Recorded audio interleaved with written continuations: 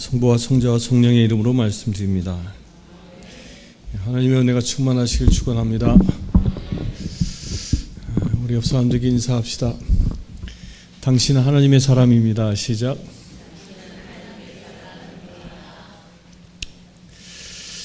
하나님의 사람이십니까? 하나님의 사람이십니까? 지난주에 은혜 받았죠. 하나님의 사람이 무엇인지, 어떤 분이 하나님의 사람인지. 그 하나님의 사람이 누구라고요? 누구라고요? 그 하나님의 사람이 누구? 그 하나님의 사람이 누구예요? 나예요, 나. 제가 이제 하나님의 사람이 누굽니까? 그러면 접니다 라고 다 함께 시작. 하나님의 사람은 누굽니까? 접니다. 아멘. 본인, 내가 하나님의 사람이다 라는 이 자긍심을 갖는 자가 그리스도인입니다. 그리스도인. 나는 세상에 속해 있는 자가 아니라 어디에 속해 있는 자라고요? 하나님께 속해 있는 사람이기 때문입니다. 오늘 구약의 유명한 이야기를 오늘 들었죠. 아브라함이 이삭을 모리아산에 바치는 광경을 오늘 읽었습니다. 이게 이 아브라함이 이삭을 모리아산에 바친 사건이요, 굉장히 중요한 사건입니다. 엄청나게 중요한 사건이에요. 그 아브라함을 하나님께서 택하여 세우셨죠. 세워서 그를 불러서 이 가나안까지 인도하셔서 거기서 살게 하셨는데, 아브라함을 마지막으로 시험하고 그를 열국의 조상으로 삼게 된 계기가 바로 이 모리아산 사건이에요. 이 모리아산 사건이 그처럼 중요하기 때문에 이 회교도들이 있잖아요. 이슬람에서도 이 모리아산에서 아브라함이 이삭을 바친 사건을 똑같이 얘기합니다. 그런데 뭐만 다르냐면 거기에 이삭이 아니라 이스마엘을 바쳤다라고 얘기해요. 그러니까 이 회교도들의 조상은 누구예요? 유대인의 조상은 이삭이고 아랍인들의 조상은 이스마엘이에요. 이스마엘.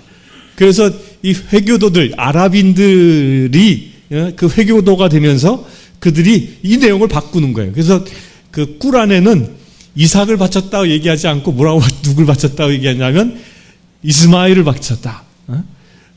왜 그렇게 거짓말을 하면서까지도 그 아들을 하나님께 바친 사건을 중요하게 이야기하고 있느냐는 거예요. 왜?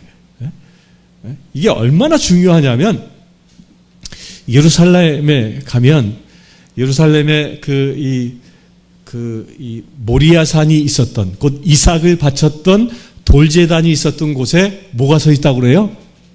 뭐가 서 있죠 지금? 이슬람 황금사원이 거기 세워져 있어요. 황금사원이. 근데 황금사원이 세워지기 전에는 그 자리에 뭐가 있었어요? 로마에 의하여 성전이 파괴되기 전까지는 거기 성전이 있었어요. 성전이. 그 성전에 특별히 지성소, 법궤를 모셔놨던 그 지성소가 있었던 자리가 그게 모리아산 제단 자리거든요. 제단 자리. 그만큼 역사적으로 중요한 자리인 거예요. 중요한 자리이기 때문에 거기에 유대인들이 망하고 나아가자 회교도들이 들어와서 걷다가 모스크를 세우고 여기는 성지다라고 얘기하는 거죠. 근데 왜 이렇게 유대교나 이슬람이나 기독교나 그 모리아산을 그렇게 중요하게 얘기할까? 기독교도요. 기독교에서도 이렇게 얘기합니다. 어떻게 얘기하냐면, 마지막 때에 계시록에 보니까 마지막 때에 주님의 성전이 완성되어진다라는 이야기가 나와요. 그 주님의 성전이 어디에 완성될까요? 모리아산에. 지금은 회교도의 그 황금사원이 있지만 거기에 하나님의 예루살렘 성전이 다시 복원되는 날, 그날 무엇이 임한다고 그래요? 예수님의 재림이 임한다고. 그 3대 종교가 다 중요하게 여기는 땅이 그 모리아산. 지금은 기독교인들은 들어가 볼 수도 없는 땅, 모리아산. 근데 왜 그처럼 모리아산이 중요하게 여겨지고 있느냐 하면요, 거기에 아주 가장 중요한 한 가지 정신이 있기 때문에 그렇습니다. 그게 무엇이에요? 아브라함이 하나님 말씀에 순종하기 때문에. 엄청난 순종을 한 겁니다. 그가 나이 100세가 돼서 얻은 눈에 넣어도 아프지 않을 그 귀하디 귀한 그 외아들을 하나님이 바쳐 바치라라고 말씀하신 그 말 한마디에 어떤 토도 달지 않고 그 일을 행했던 것이기 때문에 곧 하나님의 말씀은 오로지 순종해야 한다라는 이 절대 원칙이 모리아산에서 제일 먼저 보여졌기 때문입니다. 그래서 그곳이 지금까지 거룩한 땅이고 지금까지 가장 종교적으로 중요한 땅이 된 것입니다. 무엇이라고요? 무엇이 그처럼 중요하게 만들었어요? 순종하는 것입니다. 이 성경 말씀이 쭉 66권에서 이야기되는 그 많은 말들 가운데 그 말들이 굉장히 많죠. 율법도 있고 뭐 우리에게 주는 은혜의 말씀이 얼마나 많아요. 그러나 수많은 말씀들이 이 성경에 기록되어 있다 할지라도 이 말씀에 내가 단 한마디에도 한마디라도 순종하지 아니한다면 그것은 가치가 없는 겁니다. 내가 아무리 많은 말씀을 내 머릿속에 들고 내가 알고 지식으로 알고 있다 할지라도 그 말씀이 내 삶에서 순종으로 나타나지 아니하면 행함으로 보여지지 아니하면 그것은 아무 소용도 없다는 것입니다. 그러나 단 한마디의 말씀일지라도 그것이 비록 나의 자식을 내 사랑하는 아들을 그 제대에 바치는 엄청난 사건임에도 불구하고 하나님이 말씀하셨다는 이 진리 앞에 순종하는 자에게 무엇이 임합니까? 축복이 임하는 거예요. 저희 따라 순종은 축복의 시작입니다. 순종할 때 축복받는 거예요. 순종할 때. 사람들이 많이 착각하는 경우가 있어요.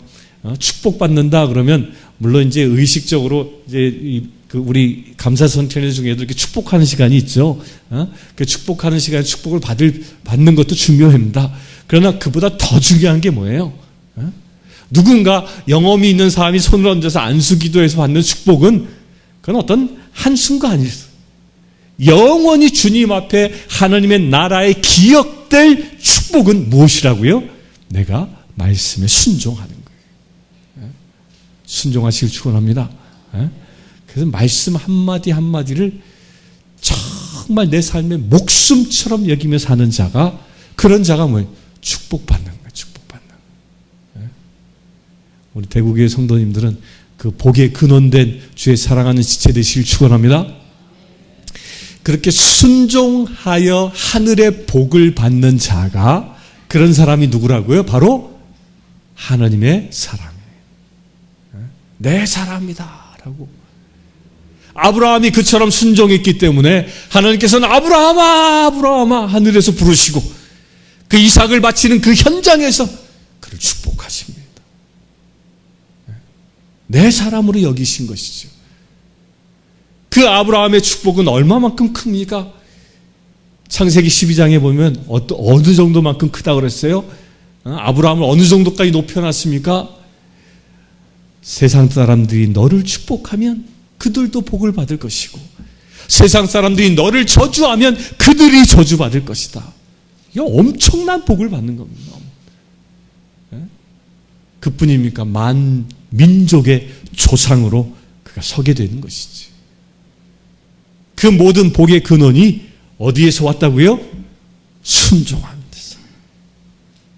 그래서 사무엘 선지자는 사울이 하나님의 말씀을 어긴 것을 보고 뭐라고 얘기합니까? 유명한 이야기를 하죠. 순종이 제사보다 낫다라고 얘기합니다. 우리 사랑하는 성도님들, 주님께서 여러분들에게 내 이웃을 내 몸처럼 사랑하라고 말씀하십니까? 그럼 순종하시길 축원합니다.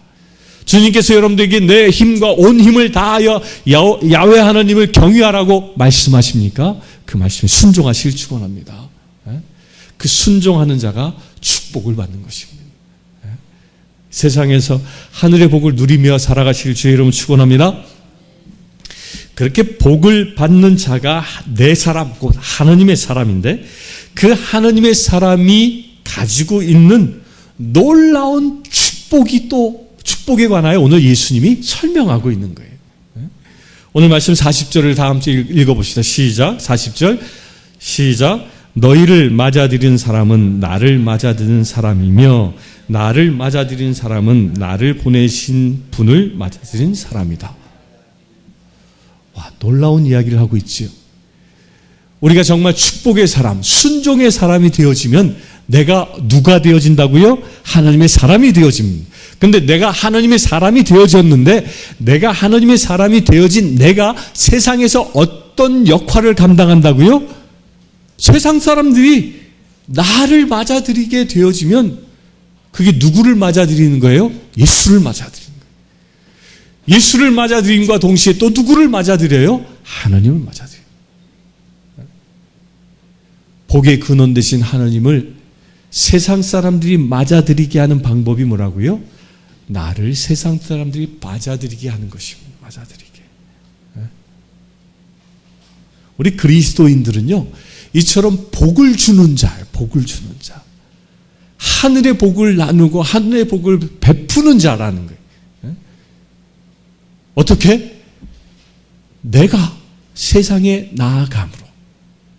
그래서 불교와 기독교의 차이가 여기 있어요. 불교는 어디로 갑니까? 불교는 어디로 가요? 산으로 가는 거야. 사람 없는 곳으로 가는 거예요. 꼴짜기로 가는 거예요. 동굴 속으로 들어갑니다. 그냥. 그 달마라는 승려는 뭐 동굴에 들어가서 뭐 몇 년을 지내다 나왔다 그러잖아요.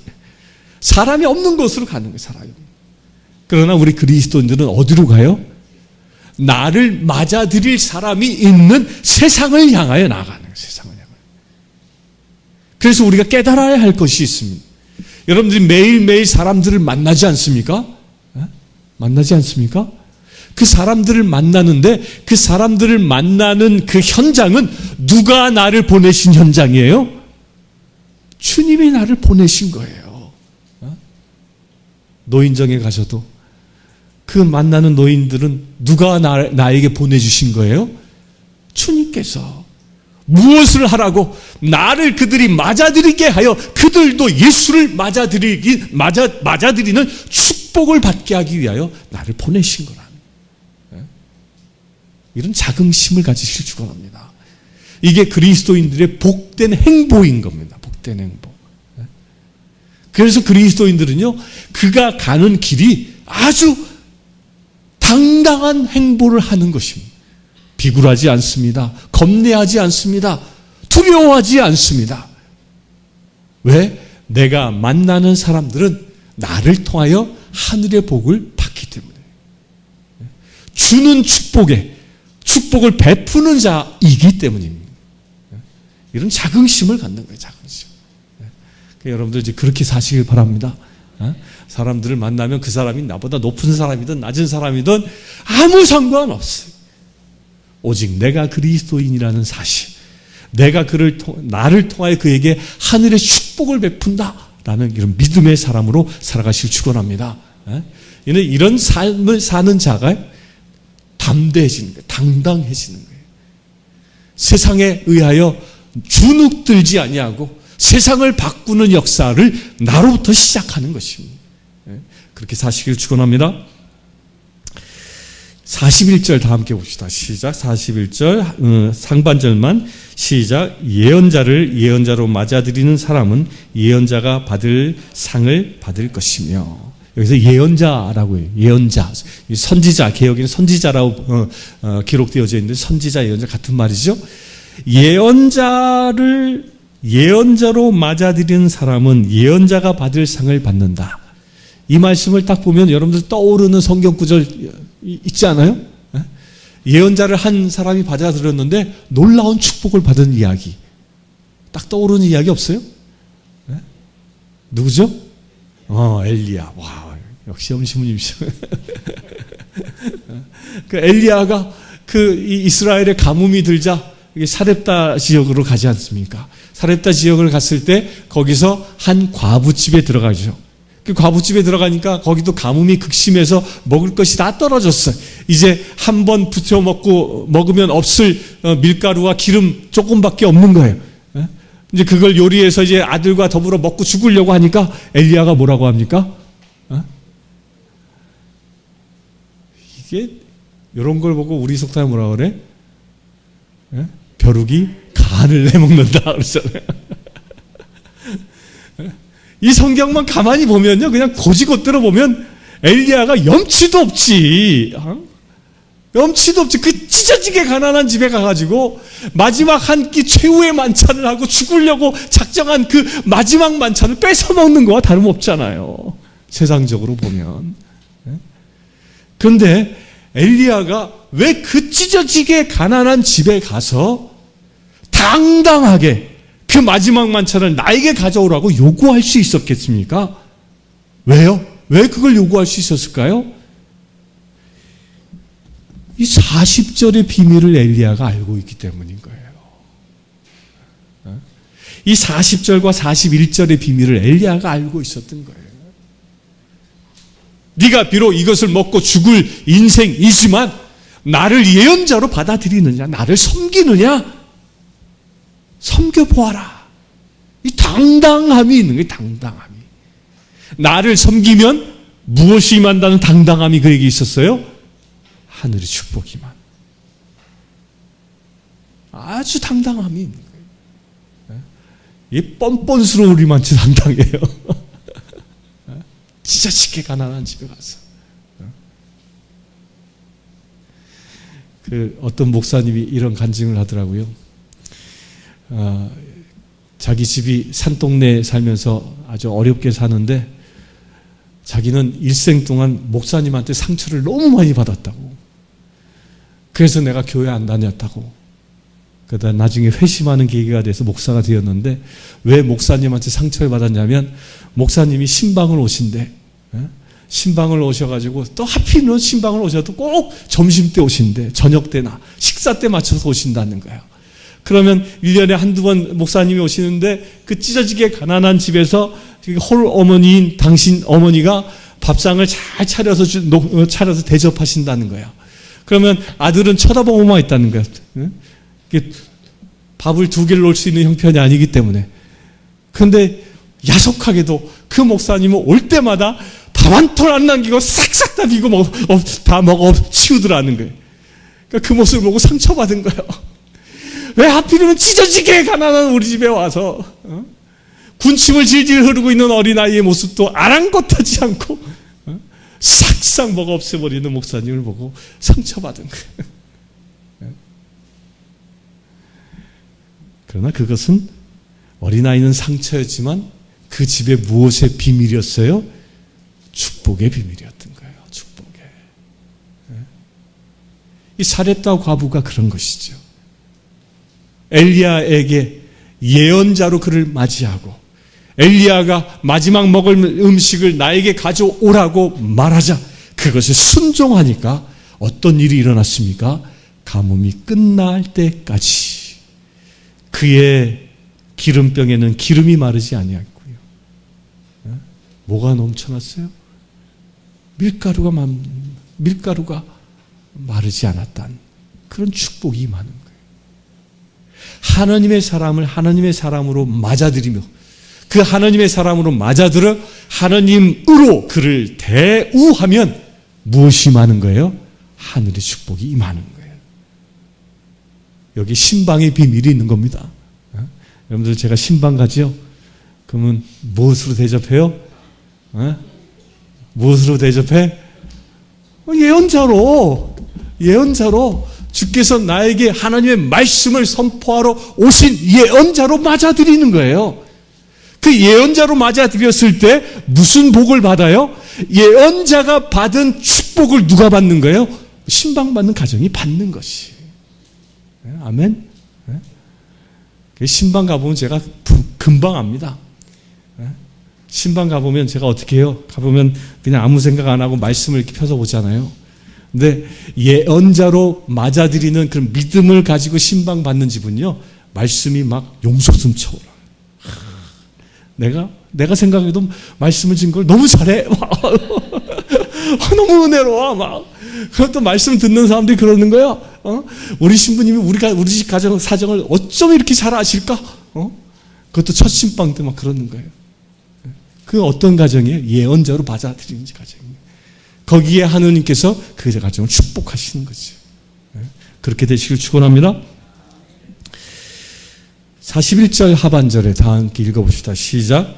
옳은 사람을 옳은 사람으로 맞아들이는 사람은 옳은 사람이 받을 상을 받을 것이다. 옳은 사람. 여기 개역에는 의로운 자, 의자, 의로운 사람. 옳은 사람을 옳은 사람으로 맞아들이라. 여기서요, 예수님은 옳은 사람이라는 표현을 썼지 좋은 사람이라고 표현 쓰지 않았다는 거예요. 왜 좋은 사람이라고 표현하지 않고 옳은 사람이라고 표현을 했을까? 왜 그랬을 것 같아요? 좋은 사람이라는 것은요, 철저히 자기 기준에 의하여 판정되는 사람이기 때문에. 나에게 잘해주는 사람은 우리는 무슨 사람이라고 그래요? 저 사람은 좋은 사람이야. 저 사람은 좋은 사람이야. 다 내게 잘해주는 사람, 내게 잘해주는 사람. 근데 여기서 옳은 사람은 뭘까요?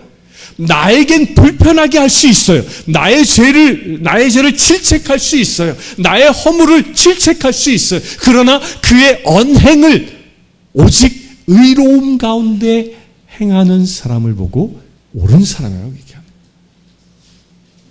타협하지 않고 오직 주님의 의로움 가운데 서 있는 사람을 보고 옳은 사람이라고 그래요. 곧 이 옳은 사람은 감정에 의하여 행하는 사람이 아니라 주님의 말씀에 의하여 사는 사람이에요. 진리에 의하여 사는 사람을 보고 옳은 사람이라고 얘기합니다. 주님은 이것을 얘기하는 겁니다. 그래서 우리는요, 이걸 분별할 수 있어야 됩니다. 대부분의 사람들이 나 상처받았어요 라고 말하는 사람들의 상당 부분이 어떤 부분이냐면 내 기분에 맞지 않아 라고 얘기하는 거예요. 내 기분에 맞춰주지 않는 거예요. 내 기분을 상하게 만든 거예요. 그 사람이 옳건 그르건은 관계없이 자기 귀를 즐겁게 해주는 사람이 있으면 좋은 사람이라고 생각해. 그러나 자기의 잘못된 것이 드러나서 자기 귀에 거슬리는 이야기들이 들으면 상처받았다라고 얘기하는 거예요. 이걸 주님이 경계하라고 얘기하시는 거예요. 우리 그리스도인들은 그렇기 때문에 좋고 나쁨에 의하여 살아가는 자가 아니라 무엇에 의해 살아가는 자예요? 옳고 그름에 의하여 살아가는 자예요. 매 순간 이것을 놓고 판단하며 사시라는 겁니다.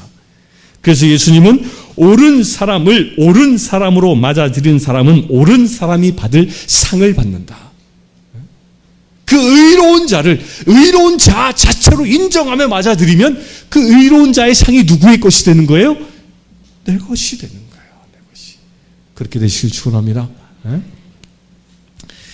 42절 시작. 나는 분명히 말한다. 이 보잘것없는 사람 중 하나에게 그가 내 제자라고 하여 냉수 한 그릇이라도 주는 사람은 반드시 그 상을 받을 것이다. 이 보잘것없는 사람에게 내 제자라고 하여 냉수 한 그릇이라도 주는 사람은 반드시 그 상을 받을 것이다. 주님의 사람을 잘 섬기시길 축원합니다.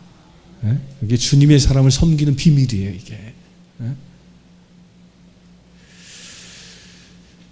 이 주의 종은요, 부자가 아닙니다. 전대도 지니지 아니하고 속옷도 두 벌 지니지 아니하고 오로지 지팡이 하나의 의지에 다니는 사람이에요. 그런데 주님의 종은 부자는 아니지만 주의 종은 그 부를 모을 수 있는 능력이 있는 사람이에요. 무슨 얘기냐면 주의 종은 돈은 없지만 주의 종은 주의 일을 하기 위하여 돈을 모아 행할 수 있는 사람, 사용할 수 있는 사람이 주의 종이라는 거예요. 그래서 능력 있는 이 사역자들은요, 그가 뭐 벤츠를 타고 다니고 그가 뭐 100평형 아파트에 살고 이게 아닌 거예요. 그는 비록 조그만한 경차를 타고 다닐지라도, 그는 비록 머리 둘 곳조차도 없을지라도, 그가 주의 일을 향하여 기도하고 행할 때 필요한 재정들이 모아지는 사역자, 이게 주의 종인 거예요. 그런데 그것이 어떻게 가능합니까? 주의 종에게 냉수 한 그릇이라도 섬길 수 있는 사람들이 그 주변에 모여 있을 때 가능한 거예요. 우리 사랑하는 성도님들, 그렇게 섬깁시다. 아멘.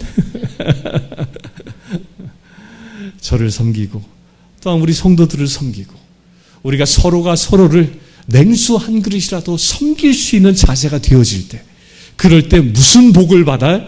그 사람이 받을 상을 받는 거예요. 우리가 고생하며 삽니다. 세상에서 고생 많이 하죠. 그런데 고생하며 사는 것이 고생 끝이 고생이라고 생각한다면, 절망이라고 생각한다면 세상에서 고생을 하며 살 이유가 전혀 없습니다. 그런데 고생을 하면서도 살아가는 힘이 있습니다. 왜 그럴까요? 고생 후에 값진 보상이 있다는 믿음이 있으니까. 고진감래의 믿음이 있으니까. 내가 섬기는 것이 고생으로 끝나지 아니하고 하늘의 큰 상을 받는다라는 그 믿음이 있다면 여러분들 섬길 수 있는 것입니다. 우리 사랑하는 성도님들, 우리 서로를 냉수 한 그릇이라도 섬기는 자 되시길 축원합니다. 우리가 서로가 서로를 섬길 때 하늘의 큰 상을 받을 수 있는 저와 여러분들 되어질 줄 믿습니다. 기도하겠습니다. 고마우신 아버지 하나님, 우리가 하나님의 사람으로 살아가길 원합니다. 이 세상에서 하나님의 사람으로, 예언자로, 의로운 자로, 또한 섬기는 자로, 순종하는 자로 살아가길 원합니다.